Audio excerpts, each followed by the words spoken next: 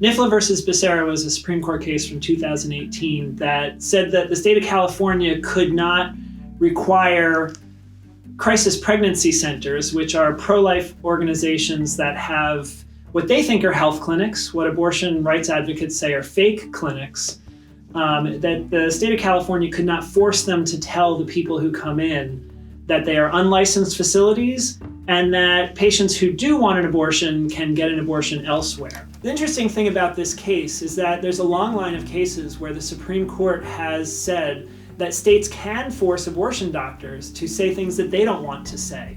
So in a very weird way, the Supreme Court is giving these non-medical centers more First Amendment rights than the actual doctors and clinics that are performing a constitutionally protected medical procedure. So right now there's a case out of Indiana that abortion doctors are being forced to communicate results of ultrasounds to their patients. And some doctors do that as a regular course, others don't. That's different understandings of medical ethics and different understandings of what a particular patient needs.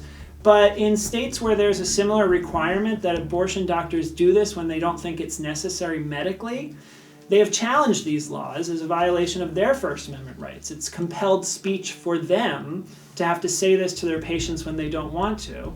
And they're going to try and use this NIFLA versus Becerra case to try and say we should be protected too.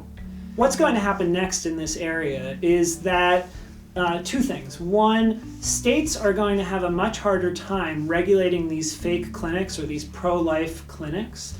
The other thing that's going to happen is that abortion doctors and abortion clinics, real clinics, are going to try to use this case to try and fight against restrictions that states have put on their practice. So in a very odd way, real doctors have fake First Amendment rights, but fake clinics have real First Amendment rights. This is a product of a conservative anti-abortion Supreme Court, and it's taking that out on the First Amendment.